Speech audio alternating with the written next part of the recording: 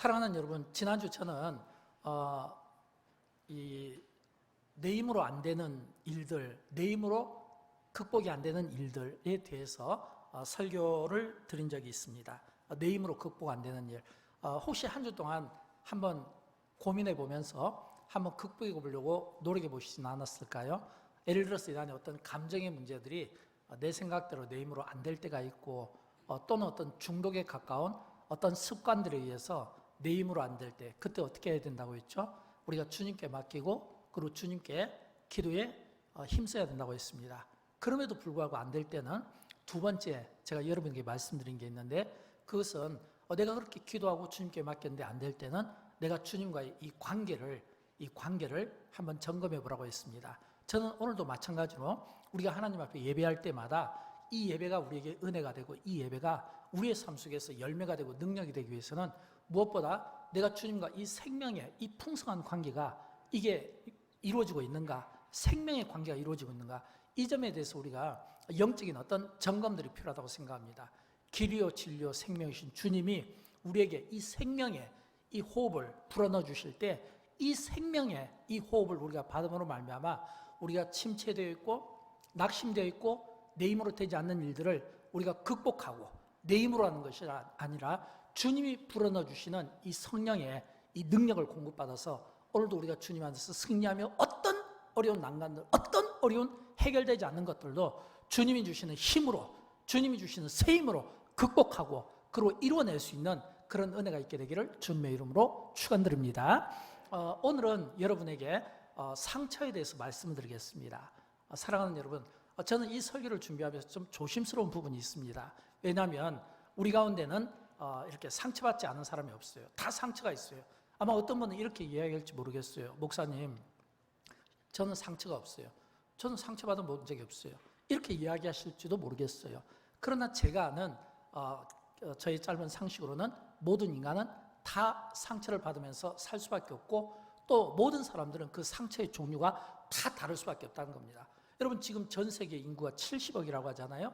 이 70억 넘는 이 인구의 모든 사람들의 얼굴이 다 다르듯이, 또 모든 사람들의 유전자가 다 다르듯이, 저는 모든 사람들이 다 정도의 차이는 있지만 상처를 가지고 있다고 생각합니다. 특별히 이 상처를 두 가지로 구분할 수 있습니다. 첫 번째는 외상, 그리고 두 번째는 마음의 상처. 외상은 우리가 일정 기간 어떤 노력과 치료를 통해서 회복할 수 있습니다. 예를 들어서 외상이라는 것은 뭐 손이 찢어졌다든지, 또는 뼈에 금이 갔다든지, 또는 어떤 골절이 되었다든지, 이런 것들은 어떤 일정 기간 동안 치료하고 수술하고 또는 약 처방을 통해서 또는 휴식을 통해서 이런 외상들은 얼마든지 우리가 치료를 받을 수 있습니다. 그러나 치료가 안 되는 이 내면의 문제가 있죠. 이건 뭐냐면 마음의 상처입니다. 외상은 특징이 드러납니다. 드러나니까 그 드러난 부위에 대해서 어떤 처방을 통해서 치료가 이루어지지만, 이 마음의 상처는 드러나지 않거든요. 이 드러나지 않는다는 것은 이게 숨겨져 있다는 거예요. 그래서 우리에게 쉽게 드러나지 않는 이 마음의 상처를 우리는 안고 또 살아갈 수밖에 없다는 겁니다. 이 마음의 상처가 어떤 사람에게는 뭐 배신을 당한 마음의 상처가 있을 수 있고, 또는 어떤 누구에게 학대를 받은 마음의 상처가 있고, 특히 언어 폭력을 당한 마음의 상처가 있고, 또는 손해를 보았다든지, 또는 속았다든지, 또는 성격적으로도 좀 소심한 사람은 마음의 상처가 있을 수 있습니다. 또는 기질적으로 예를 들어서 내가 누군가에게 지기 싫어한다, 이런 사람도 또 마음의 상처가 있을 수 있어요. 지기 싫어하는 사람이 지면 상처가 있을 수 있죠. 근데 그 가운데 가장 큰 상처는 제가 생각할 때 어렸을 때 상처예요. 어렸을 때, 이 어렸을 때 상처들, 또는 내가 모르는 상처들이 있어요. 여러분, 우리는 대부분 다 우리 마음의 상처를 안다고 생각하지만 그렇지가 않습니다. 나도 모르는 사이에 생기는 상처들이 있을 수 있어요. 또는 어렸을 때의 상처가 있을 수 있어요. 근데 이런 경우는 반드시 드러나게 돼 있어요. 어떻게 드러나냐면 내 행동과 삶의 스타일을 통해 드러날 수 있는 거예요. 예를 들어서 우리가 어떤 분을 보면서 저 분이, 또는 저 아이가 왜 저런 행동을 하지? 라고 할 때 그 행동이 어떤 원인의 결과잖아요. 그럼 그 원인을 이렇게 딱 보게 되면 그 원인 속에는 어떤 그 상처, 어렸을 때 받은 어떤 상처라든지, 또는 학대라든지, 또는 언어 폭력이라든지, 또는 나도 모르게 생긴 어떤 이런 어떤 상처들이 있을 수 있고, 이게 내 습관을 통해서 행동을 통해서 반드시 드러날 수밖에 없다라고 하는 겁니다. 겉으로 보면 아무 이상이 없죠. 근데 속은 새카맣게 막 타들어가는 이런 마음의 상처가 있을 수 있다는 겁니다. 우리가 지금 교회 안에서 예배를 드리잖아요. 다 영적으로 보입니다. 신앙생활을 잘하는 것 같아요. 다 문제 없는 것 같아요. 다 막 예쁘게 꾸며 있고 또 이렇게 잘 단정되어 있기 때문에 모두가 다 문제 없는 막 성령 충만한 사람처럼 보이죠. 저도 그렇게 믿고 싶고 그렇게 소원하고 그렇게 하나님께 기도를 드리고 싶어요. 그러나 겉으로 보면 다 성령 충만해 보이는 아주 경건한 사람처럼 보이지만, 그러나 그 중심에 속으로는 여전히 속앓이하면서 고통받는, 버림받았기 때문에 가지는 마음의 상처, 배신당했기 때문에 갖는 마음의 상처, 또는 뭐 직장이라든지 일터에서 어떤 뭐 불공정이라든지 또는 불평등 때문에 당하는 마음의 상처, 이런 상처들을 우리가 이 다 속에서 품으면서 살아갈 수밖에 없다고 하는 것입니다. 물론 전제가 있어요. 그 전제는 제가 지금 여러분에게 말씀드린 이런 모든 상처들이 마음의 상처일 때, 근데 예외가 있습니다. 어떤 예외냐면, 예를 들어서 내가 상처받는 게 내 안에 있는 욕심 때문에 상처를 받는다든지, 또는 내 안에 있는 이런 어떤 상처들이 이 내 안의 욕심이라든지 또는 죄성 때문에, 또는 죄의 유혹을 이기지 못해서, 또는 하나님의 뜻대로 살지 못해서, 또는 영적이지 못해서 오는 상처가 있을 수 있거든요. 이런 것들은 전부 죄와 욕심과 탐욕과 마귀의 어떤 유혹에서 벗어나지 못하는 상처이기 때문에 이런 경우는 이거는 우리가 하나님 앞에, 말씀 앞에 내어놓고 회개하고 우리가 눈물로 용서를 받아야 되는 거예요. 저는 오늘 이 시간 이런 우리 어떤 죄와 관련된 회개와 이런 어떤 하나님께 용서를 받아야 되는 이 부분을 말씀드리는 것이 아니라, 마음의 상처를 가진 분들, 죄의 유혹 때문이 아니라 내가 내 마음의 상처, 그렇다면 오늘 우리가 마음의 상처를 할 때는, 그러면 이 마음의 상처는 어떤 상처일까요? 이 상처는 보통 보면 이렇게 우리가 상처받을 때 뭐 이유가 있습니다. 그렇죠? 왜냐하면 앞에서 지난 시간에 공부했던 내 힘으로 극복 안 되는 것들, 이 내 힘으로 극복 안 되는 것들은 주로 습관과 관련이 돼요. 습관과, 어떤 습관을 내가 키우고 그것을 내 힘으로 극복이 안 되는 거거든요. 그때 내가 하나님께 맡기고 하나님과 이 관계 속에서 우리가 이 문제를 풀어나가야 되는데, 근데 이 마음의 병은, 이거는 어떤 내 속에 있는 어떤 습관과 관련되는 것이 아니라 환경과 관련되는 겁니다. 예를 들어서 사람, 뭐 부부간에 상처를 받았다든지, 부모 자녀간이라든지, 또는 어떤 직장이라든지 일터라든지, 또는 내가 상처받을 수밖에 없는 어떤 환경들이 있잖아요. 이런 환경에 의해서 상처를 받거나, 또는 누군가에게 상처를 받거나, 뭐 가정에서라든지 또는 직장이나 또는 일터에서 이런 상처를 받았을 때 우리가 이 마음의 상처를 어떻게 우리가 치유할 수 있고 어떻게 이것을 풀어나갈 수 있겠는가라고 하는 겁니다. 저는 이 풀어나가는 이 방법을 예수님께 배우면 좋겠어요. 왜냐하면 예수님께서 이미 2000년 전 몸속 그 모든 그 고난과 마음의 상처를 다 겪으셨기 때문입니다. 그래서 오늘 본문 베드로전서 4장 1절은 이렇게 시작합니다. 우리 같이 한번 읽어보도록 할까요? 그리스도께서 이미 육체의 고난을 받으셨으니. 아멘. 그리스도께서 이미 육체의 고난을 받으셨으니, 이 말씀은 예수님의 십자가와 관련된 말씀입니다. 여러분, 예수님의 십자가가 여러분에게 어떤 의미입니까? 예수님의 십자가가 믿는 우리에게는 구원입니다. 사랑이에요. 이거는 말할 수 없는 은혜인 겁니다. 그러나 그 십자가의 고난을 당하신 예수님의 입장은 어떨까요? 그 십자가의 고난을 당하는 예수님의 입장은, 지금 이 예수님께서 당하시는 이 십자가의 고난은요, 이 외상, 몸에 상처가 있고 또 이 마음의 상처를 전부 다 가진 깊은 이 사랑이, 이 고난이 그 속에 있다는 것을 우리에게 보여주고 있는 겁니다. 특별히 예수님 이 십자가 이 고난과 관련하여 이사야서에 보면 이사야 선지자가 이렇게 이야기합니다. 이사야서 61장 1절에 보면 예수 그리스도를 예표하며 어떻게 말하고 있냐면, 나를 보내사 마음이 상한 자를 고치며, 이렇게 되어 있어요. 이 말은 예수님께서 이 세상에 오신 목적을 말씀해 주고 있는데, 예수님께서 이 세상에 오신 목적이 뭐냐면 마음이 상한 자를 고치기 위함이라는 거예요. 마음이 상한 자, 이 말은 우리가 이 세상을 살아가면서 앞에서 말씀드린 것처럼 사람 때문에 또는 어떤 환경 때문에 또는 어떤 단체 때문에 마음이 상할 수밖에 없다는 것입니다. 제가 설교할 때 자주 이 글라스를 예화로 들잖아요. 이 글라스를 예화를 드는 것은 제가 제 자신에게 다짐하는 겁니다. 제가 목회를 배울 때 저에게 설교학, 목회학을 가르쳐 주신 교수님께서 항상 이야기를 할 때 뭐라고 이야기하냐면, 이 너희가 목회할 때 성도들을 글라스처럼 대해라. 글라스처럼. 이 글라스처럼 대하라는 이 이야기는, 이 글라스는 굉장히 겉으로 보면 화려하고 멋있는데 너무 얇아요. 조금만 내붙이면 깨집니다. 부딪혀도 깨져요. 또 쉽게 때가 묻기도 하고 상처가 나기도 합니다. 이 말은 성도들을 대할 때 목사는 항상 깨지지 않도록, 그만큼 깨지기 쉬운 성도들이고 연약한 분들이고 또 쉽게 때묻고 또 쉽게 상처받을 수 있는 이런 연약한 분들이라는 것을 항상 잊지 말고 목회에 임하라는 그런 그 다짐으로 제가 이렇게 한 번씩 여러분에게 말씀을 드리고 있습니다. 사랑하는 여러분, 저는 여러분 가운데 상처가 없었으면 좋겠어요. 상처 없이 성령 충만한 삶을 살았으면 좋겠어요. 그러나 만약 여러분이 상처받고 있다면 그 상처가 어디에서 올까요? 어떤 분에게는 가족 간에, 어떤 분에게는 배우자 간에, 어떤 분에게는 친구, 어떤 분에게는 이웃, 어떤 분에게는 공동체 속에서, 또는 직장과 일터에서, 또 뭐 요즘에 뭐 불평등, 불공정, 직장에서 막 사용하는 이런 단어들 때문에 올 수도 있고, 또는 생각 없이 주고받은 말 한마디가 누군가에게는 치명적인 마음의 상처를 줄 수도 있습니다. 또 그런가 하면 특별히 내가 믿었는데, 가깝게 여겼는데 진짜 저 사람만큼은, 이런 분들, 뭔가 믿고 신뢰하는 사람에게서 또 당하는 이런 상처들이 있을 수 있는 겁니다.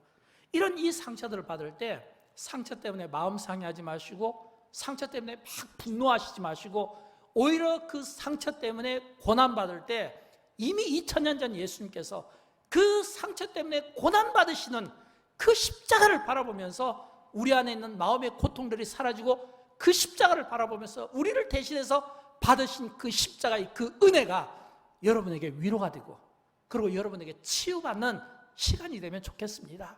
우리가 즐겨 부르는 찬송가 가운데 십자가와 관련된 찬송가 151장 후렴 부분에 보면 이런 가사가 나오잖아요.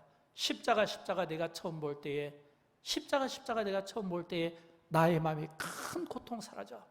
나의 마음이 큰 고통 사라져. 오늘 믿고서 내 눈 밝았네. 참 내 기쁨 영원하도다. 라는 이 찬송가의 가사처럼 우리가 안에 있는 어떤 마음의 고통들이 우리를 대신하여 고난받으신 십자가를 바라봄으로 말미암아 우리 안에 있는 마음의 고통들이 사라지고, 우리 안에 있는 마음의 상처들이 치유받는 은혜가 여러분 모두에게 있게 되기를 주님의 이름으로 축원드립니다.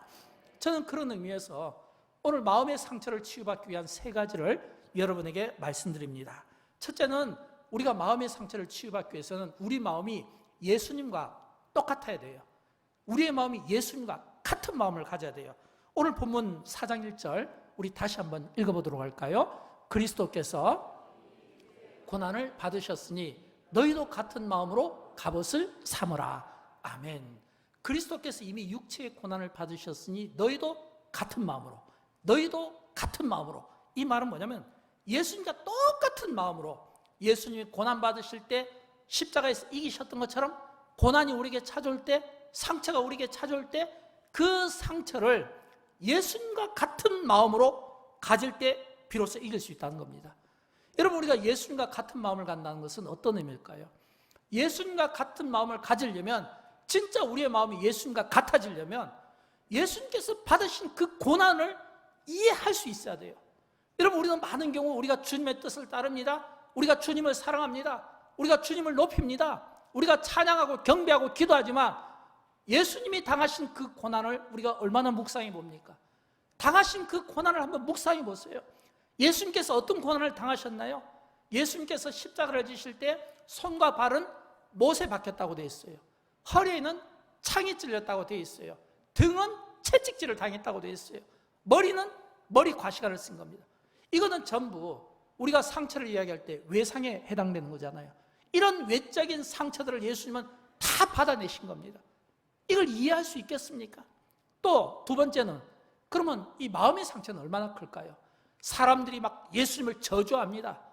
특별히 예수님에게 가장 큰 상처는 그 3년 동안 함께 동고동락에 했던 자칭 예수님의 제자라고 그들이 그렇게 예수님 곁에서 붙어 있었던 그 12제자들이 다 어디로 갔어요? 전부 뿔뿔이 흩어졌잖아요. 제자들에게 배신당한 그 마음의 상처, 사람들이 막 예수님을 막 이게 비난하는 그 마음의 상처를 전부 예수님은 다 받아내셔야만 했다라고 합니다. 거절당한 상처, 조롱의 상처, 배신의 상처. 여러분, 이 마음의 상처는요, 육신의 상처보다 훨씬 더 큰 거예요. 육신의 상처는 어느 일정 기간 우리가 치료를 받으면 조금씩 좋아지고 나아지지만, 이 마음의 상처는 내가 치료받지 않으면, 그대로 놔두면 이거는 시간이 지난다고 나아지는 것이 아니라 오히려 시간이 지나면 지날수록 더 깊은 수렁에 빠진다는 것을 우리가 알아야 되는 거예요. 그래서 우리가 이 마음의 상처를 치료받아야 되는데 어떻게 받을 수 있겠는가라고 하는 겁니다. 이 마음의 상처를 치료받기 위해서는 무엇보다 예수님을 이해해야 돼요. 예수님께서 고난받으실 때 어떤 마음이었을까? 예수님께서 십자가를 지실 때 어떤 마음이었을까? 예수님께서 제자들에게 배신당하고 사람들의 조롱 속에서 당하시는 그 고난 속에서 어떤 마음이었을까? 여러분, 예수님이 어떤 마음이었을 것 같습니까? 예수님의 마음은 용서의 마음이었어요. 용서의 마음이었어요. 여러분, 예수님께서 십자가상에서 하신 그 가상 칠언 가운데 한 말씀이 있잖아요. 누가복음 23장 34절. 저는 이 말씀이 오늘 우리가 주목해야 될 말씀이고, 성경은 이 말씀을 우리에게 주목하게 만든다고 생각합니다. 왜요? 오늘 우리 마음의 상처를 치유받기 위해서는 무엇보다 이 말씀이 필요해요. 예수님의 용서의 마음이에요. 우리 같이 한번 읽어보도록 합니다. 아버지, 저들을 사하여 주옵소서. 자기들이 하는 것을 알지 못함이니이다. 예수님께서 십자가의 그 고난 가운데 몸의 상처를 당하고 마음의 상처 속에서 예수님이 어떤 마음을 가졌냐면, 하나님 아버지께, 하나님, 저들을 용서해 주십시오. 저들을 용서해 주십시오. 여러분, 왜 예수님께서 상처받으시면서 용서를 지금 구하실까요? 예수님께서 뭐 다 그냥 편안한 상태가 아니라, 부활하신 상태가 아니라, 승천하신 상태가 아니라 고난받으시면서 그 고난 가운데 왜 용서를 해달라고 하는 이런 이 기도를 드렸을까라고 하는 겁니다. 내가 치료받기 위해서는, 내가 치유받기 위해서는 무엇보다 나에게 끼친 어떤 가해자, 그게 사람이 될 수도 있고 단체가 될 수도 있고 환경이 될 수도 있는데, 이런 모두에 대해서 내가 용서하는 마음이 없으면 절대로 내 병이 고침을 받지 못하기 때문입니다. 근데 우리 안에는 사실은 성경은 우리에게 용서하라고 이야기하고 예수님께서 십자가상에서 용서를 우리에게 가르쳐주고 있지만, 그러나 실제 우리 안에는 이 용서의 마음이 없어요. 여러분, 나에게 상처를 주고 나에게 피해를 끼치고 나에게 고난을 끼친 사람을 여러분 용서할 수 있습니까? 우리가 얼마나 용서할 수 있을까요? 용서가 안 돼요. 오히려 용서보다는 내가 지금 이 당한 이 피해, 이 고난에 대해서 증명하고 싶어 합니다. 내가 이 지금 당하는 이 고난에 대해서 누군가가 인정해 주기를 원합니다. 그러려면 어떻게 해야 될까요? 편이 갈라져야 돼요. 내가 누군가에게 막 나의 어떤 입장을 이야기해서 내 편을 만들고 상대편을 만들고 내 편이 내 입장을 주장하는 사람들이 이겨야 되는 거예요. 그러기 위해서는 때로는 중상모략도 해야 되고, 때로는 시기도 해야 되고, 때로는 욕도 해야 되고, 때로는 없는 말도 만들어야 돼요. 목표는 내가 당한 이 상처가 절대로 용서가 안 되니까, 용서할 마음이 없으니까, 용서할 가치가 없다고 생각하니까 오히려 내가 위로가 필요하니까 자꾸 사람을 모아서 내가 위로받고 싶어하는 이런 마음들, 이게 뭐냐면 전부 우리 인간 안에 있는 마음이고 욕심이라는 거예요. 사실은 이 욕심을 우리가 버려야 되는데, 그래야 우리가 사는데, 근데 이 욕심이 왜 생기냐면, 이 욕심이 이게 사실은 마귀가 주는 생각 아닙니까? 에덴 동산에서 이 뱀이 하와를 이렇게 유혹할 때 그 먹음직스럽고 보암직스럽다고 하는 그 욕심, 탐심, 그건 마귀가 주거든요. 여러분, 마귀는 우리에게 끊임없이 계속 우리에게 뭔가 이렇게 용서하지 못하고, 이렇게 화해시키지 못하고, 싸우고 비난하고 헐뜯게 만들고, 계속 우리에게 어떤 마음의 아픔들을 막 끄집어내서 우리 안에 막 분노를 일으키게 되고, 사람에 대해서 막 저주하는 마음들을 갖게 되는데, 마귀가 하는 일이 그래요. 그러나 우리 주님이 하시는 일은 다릅니다. 우리 주님이 하시는 일은 베드로 사도가 경험했잖아요. 베드로 사도가 예수님이 십자가상에서 고난받으시기 전에 3번이나 부인했잖아요. 이거는 예수님을 배신했잖아요. 믿었던 사람에게 대해서 배신당한 그 예수님의 마음이 얼마나 찢어지겠습니까? 그런데도 불구하고 예수님께서 베드로에게 찾아와 주셔서 해주신 그 용서와 그 사랑을 이 베드로가 잊을 수 있겠습니까? 절대 잊지를 못하는 거예요. 잊지 못하니까 그 마음을 가지고 그 받은 그 용서를 가지고 지금 우리에게 권면하고 있는 거예요. 무엇을요? 예수님이 용서하셨다. 그런 것처럼 오늘 너희가 예수님과 똑같은 마음을 가져라. 이 말은 예수님은 그 고난 가운데서 용서하신 마음을 가졌다. 이걸 오늘 베드로가 우리에게 주목시켜주고 있는 겁니다. 여러분, 우리가 다른 사람을 용서하고 나에게 상처 준 사람을 용서하는 이유는 세 가지입니다. 첫째는 내가 하나님께 용서받은 자이기 때문입니다. 여러분, 우리 한 사람 한 사람, 우리 개개인을 보십시오. 우리가 하나님께 용서받지 않았다면 하나님의 징계와 하나님의 심판 앞에 서 있다면 이 가운데 한 사람도 구원받을 자가 없어요. 왜냐하면 우리가 그만큼 죄를 많이 지었기 때문입니다. 우리는 죄가 없다고 이야기하죠. 그런데 우리의 죄가 얼마나 큰 줄 압니까? 이 마태복음 18장에 보면 이 1만 달란트 빚진 자의 비유가 나옵니다. 1만 달란트 빚진 자가 이 주인에게부터 용서를 받습니다.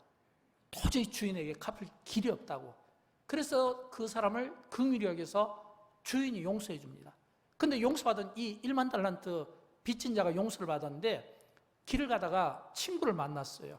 근데 그 친구는 자기에게 100데나리온을 빚진 사람입니다. 근데 이 100데나리온을 빚졌는데 이 데나리온과 이 달란트의 차이가 뭔지 압니까? 달란트는 이 우리가 사전 같은 데 찾아보면 이게 이제 화폐 단위로 치면 금 34kg예요.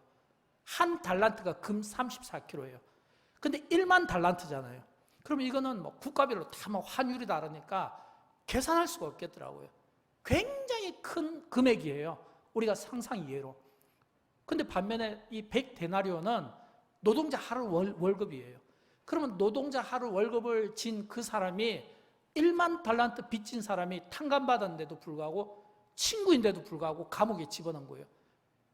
주인이 그 이야기를 듣고 얼마나 화가 난지 모릅니다. 그래서 성경은 마태복음 18장 32절부터 35절까지 이렇게 이야기합니다. 우리 같이 한번 읽어보도록 할까요? 악한 종아, 탕감하여 주었거늘 내가 너를 불쌍히 여김같이 너도 내 동료를 불쌍히 여김이 마땅하지 아니하냐 하고 주인이 노하여 그 빚을 다 갚도록 그를 옥졸에게 넘기니라. 너희가 각각 마음으로부터 형제를 용서하지 아니하면 나의 하늘의 아버지께서도 너에게 이와 같이 하시리라. 아멘. 여러분, 이 말씀은 우리에게 상처 준 사람을 우리가 마음으로 용서하지 못하면 우리도 똑같이 하나님께로부터 용서받지 못한다는 교훈을 우리에게 주고 있습니다. 그 다음에 두 번째는 나도 하나님의 용서가 필요하기 때문입니다. 여러분, 우리가 하나님께 한번 용서받았다고 해서 이제는 우리가 죄를 안 짓습니까? 그렇지는 않죠. 우리가 아무리 깨끗한 옷을 입어도 이 깨끗한 옷이 금방 세탁소에서 나왔다 할지라도 햇빛 앞에 가서 이 옷을 털으면요 먼지가 나는 것처럼 우리가 이 세상을 다니면서 다니는 동안 온갖 죄가 이 먼지처럼 막 우리에게 달라붙게 되는 거예요. 그래서 사실 우리가 죄를 안 지으면서 이 세상에서 살기는 어렵습니다. 어느 성도가 목사님을 찾아와서 이렇게 이야기합니다. 목사님이 지금 나에게 상처 준 사람을 용서하라고 하는데 저는 도저히 용서를 못하겠어요. 용서할 마음이 없어요. 용서하고 싶지 않아요. 그때 그 목사님께서 그 성도에게 이렇게 이야기했답니다. 그러면 너도 앞으로 죄 짓지 마라. 그러면 너도 앞으로 죄 짓지 말라. 이 이야기는 우리가 다른 사람을 용서해야 되는 것은 우리도 매일 우리가 반복된 어떤 죄를 짓기 때문에 용서가 필요하다는 겁니다. 여러분, 이게 주기도문의 정신 아닙니까? 주기도문의 정신이 무엇입니까? 주여 우리가 이웃의 죄를 용서한 것 같이 우리의 죄를 용서하여 주옵소서. 우리의 죄를 용서한 것처럼 우리가 용서받게 하여 주옵소서. 이게 주기도문의 정신이잖아요. 그래서 우리는 날마다 우리가 용서가 필요하기 때문에 이 용서를 우리가 해야 되는 겁니다. 세 번째는 내가 용서할 때 내 상처가 사실은 치유받는 겁니다. 여러분, 용서하지 못하는 사람의 마음이 어떨까요? 용서하지 못한 사람의 마음은 마치 내 안에 있는 이 마음이 막 숯덩어리처럼 새카맣게 막 타버릴 것 같아요. 안에 원한과 증오가 가득 찼는데 막 숯덩어리처럼 막 타지 않겠습니까? 근데 여러분, 그 막 숯이 그 화로 속에 있는 그 숯을 만약 한번 여러분이 들고 서 있어 보십시오. 누가 손해를 봅니까? 내가 손해를 보죠. 만약 그 불에 타는 그 숯을 내가 들고 있으면 빨리 내려놔야지 내 몸이, 내 손이 다 녹아내려가지 않겠습니까? 그래서 성경에 보면 욥기서에서 이런 말이 나와요. 욥기서 18장 4절에 있는 말씀인데 우리 같이 한번 읽어보도록 합니다. 울분을 터뜨리며 자기 자신을 찢는 사람아, 너 때문에 땅이 버림을 받겠느냐? 바위가 그 자리에서 옮겨지겠느냐? 아무리 숫덩어리를 들고 내가 원한과 슬픔을 가지고 있다 하더라도 지금 이 욥기서를 통해 우리에게 들려주는 것은 그거 너가 아무리 울분을 터뜨리며 갖고 있어봤자 너 자신만 찢어지지, 그것 때문에 땅이 버림을 받겠느냐? 바위가 그 자리에서 옮겨지느냐? 그런 일은 절대 없다는 겁니다. 내 자신만 찢어지고 내 자신만 상처가 되는 거예요. 그래서 우리는 이 상처, 나에게 상처 준 사람들을 내가 용서하는 겁니다. 그럴 때 내가 용서를 받기 때문입니다. 사랑하는 여러분, 저는 이 가운데 그런 분이 없기를 바라지만 혹시라도 내가 너무 그 사람 때문에, 그 상대 때문에 막 울분이 터지고 안에 막 분노가 있고 도저히 용서가 안 되는 사람이 있습니까? 그럼에도 불구하고 저는 예수님과 같은 마음으로 예수님의 십자가를 묵상하면서 예수님이 주시는 그 사랑과 그 은혜의 힘으로, 내가 하려고 하면 안 돼요. 주님이 주신 그 은혜의 힘으로 배우자가 되었든 이웃이 되었든 가족이 되었든 용서하는 은혜를 통해서 그 사람이 고침받는 게 아니라 내가 고침을 받는 거예요. 그 사람이 회복된 게 아니라 내가 먼저 회복이 되는 거예요. 내가 회복됨으로 그 사람 또한 회복시킬 수 있는 은혜가 있기를 주님의 이름으로 축원드립니다. 두 번째는 우리 마음의 상처가 치유받기 위해서는 하나님의 뜻에 우리 인생의 초점이 맞춰져야 됩니다. 오늘 본문 4장 2절은 우리에게 이렇게 말씀하고 있습니다. 같이 읽어보도록 합니다. 그 후로는 사람의 정욕을 따르지 않고 하나님의 뜻을 따라 육신의 남은 때를 살게 하려 함이라. 아멘. 사랑하는 여러분, 하나님의 뜻은 그 후로는 다시 사람의 정욕을 따르지 않는 겁니다. 하나님의 뜻은 다시 그 사람의 정욕을 따르지 않는 겁니다. 이 말씀 속에는 과거에 우리가 따랐던 정욕 때문에, 욕심 때문에 지었던 모든 죄들 또는 마음에 상했던 것들, 이런 것들을 다 잊고 살아가는 게 아니에요. 내가 과거에 아픔이 있으면 그 아픔 때문에 애통해할 수 있습니다. 내가 과거에 어떤 슬픈 일 때문에 괴로워할 수 있습니다. 그러나 예수님께서 산상설교를 통해서 우리에게 이런 말씀을 해주셨잖아요. 애통하는 자는 복이 있나니 그들이 위로를 받을 것이요 라고 말씀한 것처럼 애통하지 말라는 것이 아니에요. 과거에 대해서 부인하지 말라는 것이 아니에요. 애통해할 수 있고 과거에 대해서 우리가 생각나면서 마음에 상심이 될 수는 있지만, 그러나 그것 때문에 신음까지는 하지 말라는 거예요. 그것 때문에 너무 괴로워하지는 말라는 겁니다. 왜일까요? 과거의 고통에 머물러 있는 사람에게는 현재와 미래가 없습니다. 과거의 고통에, 과거의 어떤 나쁜 기억에 사로잡혀 있는 사람에게는 현재가 없습니다. 미래가 열리지 않습니다. 그래서 우리가 그런 일에 대해서는 너무 신음하면 안 된다고 하는 것입니다. 또 뿐만 아니라 마귀가 주는 생각이기도 합니다. 왜냐하면 마귀는 계속해서 우리의 과거를 끄집어내고 과거를 괴롭히고 그 과거로 인해서 우리가 현재의 삶을 살지 못하게 하는 겁니다. 그러나 예수님께서는, 성령께서는 오늘 우리의 현재의 삶을 빛나게 하고 성령의 인도하심으로 우리의 현재와 미래의 삶을 복되게 길을 열어주시고 우리에게 빛이 되어주신다고 하는 사실을 믿으시기 바랍니다. 길이요 진리요 생명이신 예수 그리스도께서 저와 여러분의 인생을 열어주시는 은혜가 있기를 주님의 이름으로 축원드립니다. 그러려면 마귀가요, 우리를 괴롭히지 못하도록, 우리 속에서 나쁜 마음을 갖지 못하도록, 우리 속에서 과거의 일로 불평하지 못하도록 우리가 늘 성령으로 우리 자신을 차단하고 영이 우리 안에 있으므로 그 영이 내 인생을, 우리를 자유롭게 하는 것을 우리가 느낄 수 있어야 되겠다고 하는 것입니다. 사랑하는 여러분, 하나님은 우리를 아십니다. 우리의 눈물을 아십니다. 우리의 슬픔을 아십니다. 우리 인생의 고통을 아십니다. 내 안에 있는 마음의 상처를 아십니다. 그리고 우리를 살피십니다. 그러므로 내가 마음의 상처가 있으면 이 상처 때문에 괴로워하기보다는 나의 상처를 주님 앞에 내어놓고 그 상처의 치료를 위해서 내가 하나님 앞에 눈물로 기도하는, 진짜 상처받은 분들은요, 진짜 믿음 있는 분들은요, 얼마나 기도하는지 몰라요. 내 안에 있는 이 아픈 상처 때문에 얼마나 기도하는지 몰라요. 그 눈물이 마를 날이 없고 눈물이 말라서 나오지 못할 정도로 하나님 앞에 기도합니다. 근데 여러분 아십니까?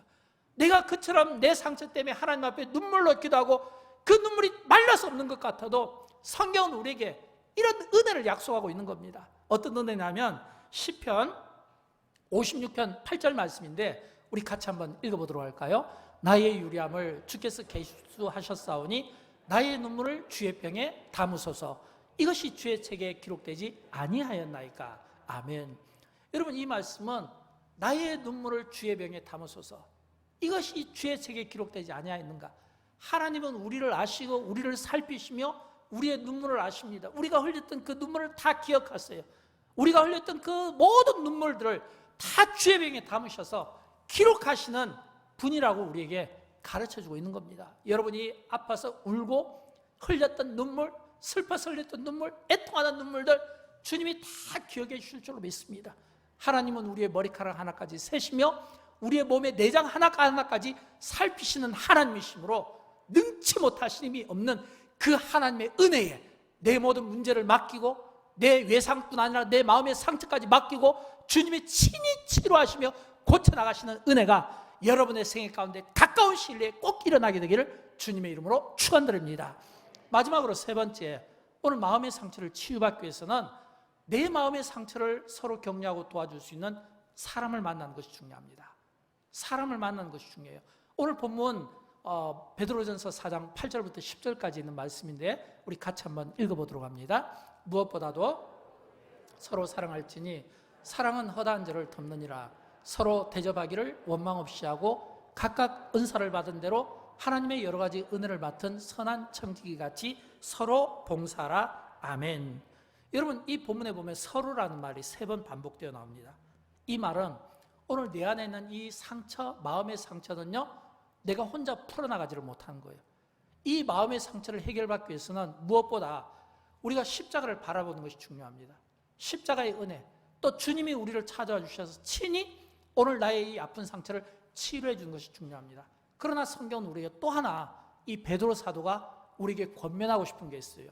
그것은 나의 상처를 주님께 맡기고 기도하는 것 못지않게 오늘 나의 상처를 위해서 함께 도와줄 수 있는 사람이 필요하다는 겁니다. 서로. 이 말은 인간은 그 누구도 홀로 사는 독불 장군이 아니에요. 인간은 반드시 누군가를 필요로 합니다. 누군가의 도움을 필요로 합니다. 누군가의 도움 속에서 살아가는 공동체가 되어야 되는 겁니다. 여러분, 하나님께서 에덴 동산에서 아담을 만드시고 혼자 독차하는 것이 보기에 안 좋아서 하와를 만드셨잖아요. 근데 그 하와의 이름이 뭐냐면 돕는 자입니다. 이 말은 하와를 만들 때 하나님께서 어떤 의도를 만드셨을까요? 서로 도우면서 살아가는 거예요. 하와가 아담을 돕고 아담이 하와를 돕는, 서로 돕는 이런 건강한 가정, 건강한 공동체를 만들며 살아가라는 것이 하나님의 뜻이고, 베드로 사도가 지금 우리에게 이 점을 설명해 주고 싶은 겁니다. 그래서 히브리서 10장 24절에서 이런 말씀이 나오잖아요. 서로 돌아보아 사랑과 선행을 서로 격려하라. 저는 이 사랑과 선행을 격려하는 가장 최고의 장소가 교회라고 생각합니다. 여러분, 교회는요, 하나님 앞에 예배로 영광을 올려드립니다. 그러나 교회는 하나님 앞에 예배 드리는 것 못지않게 사랑의 교제와 또 사랑의 교제하는 이 자리가 또 교회 속에서 만들어질 수 있습니다. 교제를 통해서 내 상처받은 이 마음들을 놓고 기도를 요청할 수가 있고, 또 서로 격려받을 수 있으며 또 위로받을 수 있는 자리가 될 수 있습니다. 우리 대한민국뿐 아니라 지금 전 세계는, 물론 지금도 진행형이긴 하지만 코로나로 인해서 우리는 너무 오랫동안, 긴 시간 동안 참 서로에 대해서 우리가 알아가지 못하고 홀로 지내는 개인주의가 많이 지금 우리의 삶 속에서 자리를 잡고 있는 것 같아요. 너무 많은 개인주의. 그러다 보니까 사람 만나는 것이 불편하고 사람하고 교제하는 것이 불편한 그런 때를 살아가고 있습니다. 그러나 원래 하나님께서 에덴과 하와를 만드실 때 가정을 만드시고 교회를 꿈꾸시며 그 공동체를 통해서 함께 도우면서 서로 살아가라는 의미가 그 속에 담겨져 있는 거예요. 이 말은 뭐냐면 서로 도우면서 살아가라는 겁니다. 우리가 그동안 코로나로 인하여 오랫동안 하지 못했던 교제가 이제 영광교회가 조금씩 열리고 있어요. 보니까 구역 모임들이 이제 한 곳, 두 곳, 세 곳 이렇게 막 시작되고 있습니다. 또 보니까 또 막 교회 학교에서도 또 따로 자체적인 모임을 갖게 되고, 또 성경 공부반에서도 또 모임을 갖게 되고, 이런 모임들이 지금 하나씩 생겨나고 있는데 참 너무 감사해요. 왜 감사하냐면 이런 이 모임들, 이 모임이 사실은 이 교회 공동체를 굉장히 건강하게 만드는 힘이 된다고 하는 것입니다. 여러분, 하나님께서 일하시는 장소에는요, 반드시 두 가지 공통점이 있습니다. 기도하는 분들이 있고, 그리고 소그룹이 있어요. 기도하는 분들은 영광교회라는 이 교회가 갖는 핵심 가치를 위해서 기도로 서포트하는 겁니다. 예를 들어서 영광교회 2020 선교 비전, 또 영광교회 2010 제자훈련 비전, 또 영광교회 2030 비전, 또 교회학교 비전, 또 함께 즐거워하고 함께 울어주는 이런 어떤 건강한 교회 공동체, 이게 우리의 기도를 통해서 서포트가 이루어지는 거예요. 또 그런가 하면 소그룹이 있습니다. 여러분, 영광교회는 어떤 소그룹이 있을까요? 영광교회 소그룹은 구역을 들 수 있습니다. 또 기관도 있어요. 남전도, 여전도에 또 권사의 모임이 있습니다. 당회도 있고요. 또 여기 보면 찬양대도 있죠. 1부, 2부, 3부 찬양대, 또 유치부, 주일학교, 중고등부, 또 청년회, 교육기관, 교사들이 있고요. 영광교회도 알게 모르게 많은 이런 어떤 소그룹들이 있어요.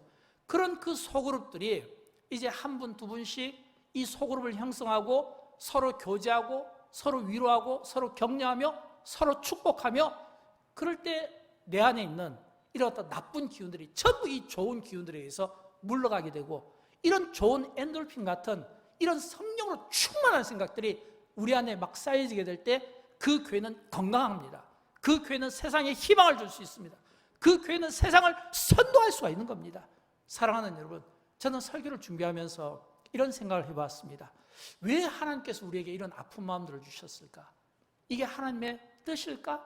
라고 했을 때, 이게 하나님의 뜻이라면, 하나님이 나를 다듬어 가시는 하나의 연단의 과정이라면 반드시 이 아픔 속에 하나님의 뜻이 있지 않겠습니까? 그리고 반드시 이 아픔 속에서 고쳐지지 않겠습니까?